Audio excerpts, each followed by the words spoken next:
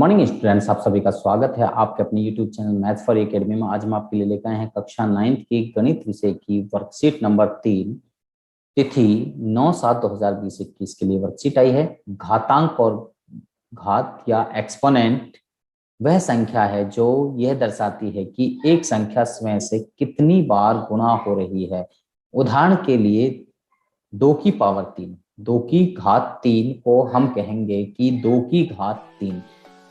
यहाँ आधार बेस यानी कि जो है हमारा 2 है और घातांक यानी कि जो एक्सपोनेंट है वो 3 है।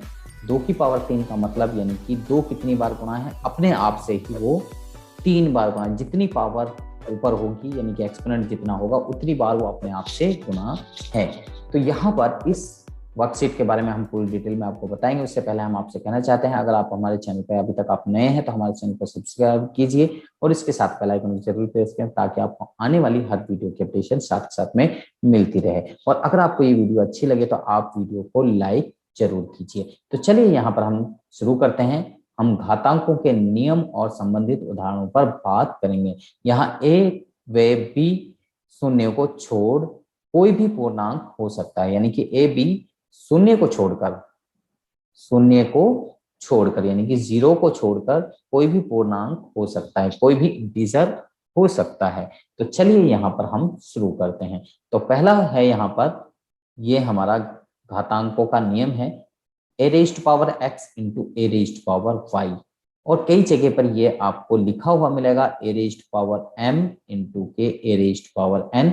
8वीं क्लास में काफी बच्चों ने ये पढ़ रखा होगा, a raised power m plus में n।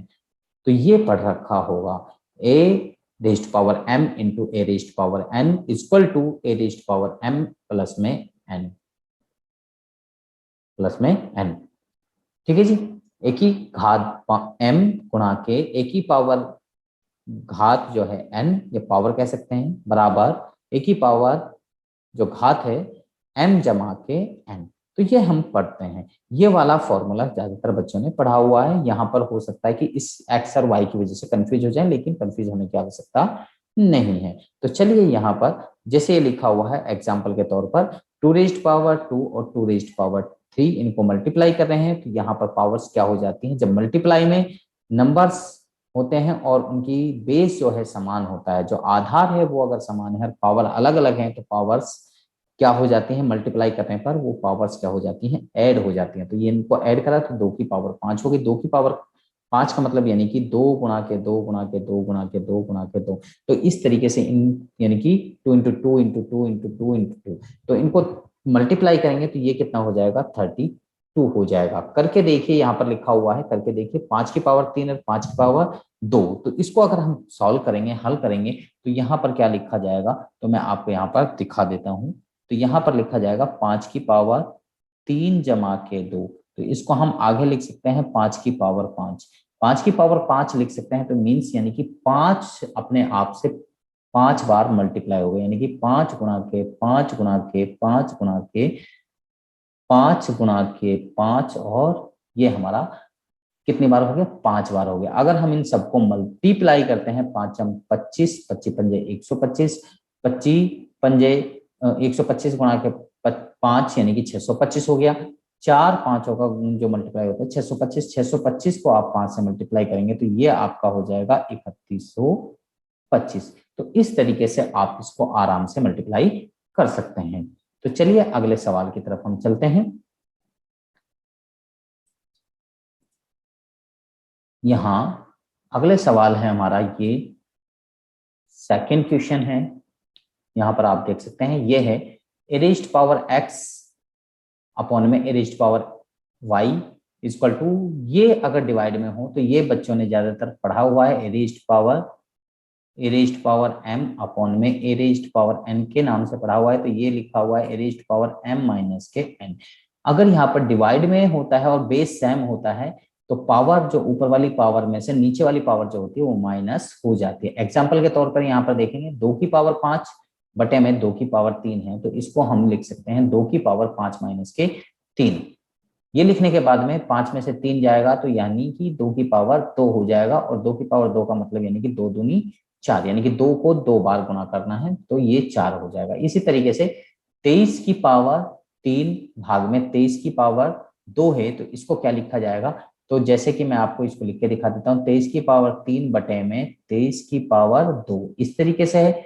तो इसका मीन्स यानी कि हम इसको आगे लिख सकते हैं 23 की पावर 3 माइनस के 2।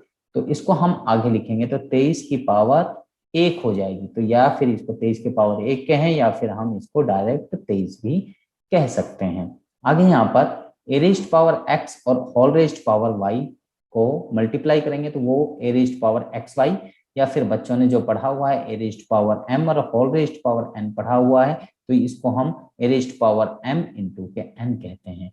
एक ही पावर एम है और उनकी भी पावर एन है, तो यहाँ पे क्या होती है, पावर्स मल्टीप्लाई हो जाती हैं। जैसे यहाँ पर एग्जांपल के तौर पे अगर कहें 2 की पावर 2 और उसकी भी पावर 3 है, तो क्या करेंगे, तो 2 तो 2 ही रहेगा और जो पावर है वो आपस में मल्टीप्लाई हो जाएंगे। 2 और 3 इन दोनों की गुणा हो जाएगी, वो कितना हो जाएगा 6। तो 2 की पावर 6, 2 की पावर 6 का मीन्स यानी कि 2 कितनी बार गुणा है, 6 बार। 6 बार गुणा है तो उसको मल्टीप्लाई करेंगे तो कितना होता है, 64 होता है। तो इस तरीके से आप इसको मल्टीप्लाई करके देख सकते हैं। करके देखिए आगे यहाँ पर लिखा हुआ 5 की पावर 2 और 5 की पावर 2 और उसकी भी पावर 3 है, तो इसको हम क्या लिख सकते हैं, यानी कि 5 की पावर 2 गुणा के 3, यानी कि मल्टीप्लाई हो जाएगी। तो ये 5 की पावर कितनी हो जाएगी, 3 दूनी 6। तो ये पावर 5 की 6 हो गई। 5 की पावर 6 का मतलब कितना हो जाएगा, हमने 5 की पावर 5 पढ़ा था, कितना हुआ था 3125, और उसको भी 5 से मल्टीप्लाई कर देंगे तो ये हो जाएगा हमारा 15625। तो इस तरीके से हम इसको आगे मल्टीप्लाई कर सकते हैं। आगे यहाँ पर a अपॉन में b whole raised power x, इसको हम कह सकते हैं, यानी कि नोमिनेटर और डिनोमिनेटर अंश और हर हैं और उनकी पावर को 1 दे रखी है, तो इनको हम अलग अलग भी लिख सकते हैं। तो a की पावर x अपॉन में b की पावर x ये लिख सकते हैं। तो जैसे यहाँ पर लिखा हुआ है एग्जाम्पल के तौर पर 2/3 और होल रेज्ड पावर 4, तो यानी कि ये पावर जो है 2 की भी है और 3 की भी है, तो इनको अलग अलग करके हमने पावर को लिख दिया। 2 की पावर 4, 2 की पावर 4 का मतलब यानी कि 16, और 3 की पावर 4 का मीन्स यानी कि 81, यानी कि 3 कितनी बार गुणा है, 4 बार गुणा है। 3 गुणा के 3 गुणा के 3 गुणा के 3, तो उनको मल्टीप्लाई करेंगे और ये हमारा 81 हो जाएगा। इसी तरीके से 2/3 है और उसकी पावर 4 है, तो यही समान संख्या आएगी जो इधर लिख रखी है, तो यहाँ पर वही समान चीज लिखी जाएगी, क्योंकि 2/3 की पावर 4 वही सेम क्वेश्चन वहां पर दे दिया है। या फिर मैं थोड़ा सा आपको एक्सप्लेन कर देता हूँ। 2 की पावर 4 को यहाँ पर हम क्या कह सकते हैं, 2 गुणा के 2 गुणा के 2 गुणा के 2, यानी कि 4 बार। इसी तरीके से नीचे 3 को 3 गुणा के 3 गुणा के 3 गुणा के 3, यानी कि 4 बार। जो हमने यहाँ बताया था, यहाँ पे एक्सप्लेन नहीं कर रखा है, डायरेक्ट यहाँ पर बता रखा है, तो यहाँ पर ऐसे एक्सप्लेन करके आप इसको लिख सकते हैं और भी इनको मल्टीप्लाई कर सकते हैं। 2 दूनी 4, 4 दूनी 8, 8 दूनी 16, ये ऊपर जो 16 आ रहा है इसी तरीके से आएगा। आगे यहाँ पर ए रेज्ड पावर एक्स इंटू में बी रेज्ड पावर एक्स है, तो इसका मतलब यानी कि दोनों नंबर्स अलग अलग हैं, पावर समान है और दोनों मल्टीप्लाई में हैं। यहाँ पर मल्टीप्लाई का साइन है तब, तो क्या करेंगे, दोनों नंबर्स को मल्टीप्लाई करेंगे और पावर एक बार लिख देंगे। जैसे यहाँ पर 2 की पावर 3 गुणा के 3 की पावर 3 है, तो इसको हम लिख सकते हैं 2 गुणा के 3 और होल रेज्ड पावर 3। तो इसका मतलब है 2 की और 3 की गुणा करेंगे तो 6, और पावर हमारी जो है वही रहेगी 6 की पावर 3, यानी कि 6 कितनी बार गुणा है, 3 बार। 6 अपने आप से 3 बार गुणा है, तो यानी कि 6 गुणा के 6 गुणा के 6, यानी कि 6 गुणा के 6 गुणा के 6। अगर आप इनको मल्टीप्लाई करते हैं तो कितना होता है, 216 आपका आंसर आता है। तो इसी तरीके से यहाँ पर एक क्वेश्चन दिया हुआ है 3 की पावर 7 और 2 की पावर 7, तो यहाँ पर क्या होगा, यानी कि 3 और 2 को आप गुणा करेंगे और पावर 7 को ऊपर एक साथ लगा देंगे। तो ये कितना हो गया, 3 दूनी 6, 6 की पावर 7। यहाँ 6 की पावर 3 थी और यहाँ 6 की पावर 7। तो इसी तरीके से जैसे यहाँ मल्टीप्लाई करके 216 आया है, इसी तरीके से यहाँ पर 6 की पावर 7 का कितना आएगा, मैं आपको बता देता हूँ। यहाँ पर यानी कि पहले 6 की पावर 3 का 216, फिर अगले जो रहेंगे उनका भी यानी कि 216, और फिर यानी कि 6, और फिर इन सबको अगर आप मल्टीप्लाई करेंगे तो वो आ जाएगा 2,79,936। आपका टोटल आंसर जो इसका होगा वो आपका आ जाएगा। तो इस तरीके से इन सवालों को आप हल कर सकते हैं।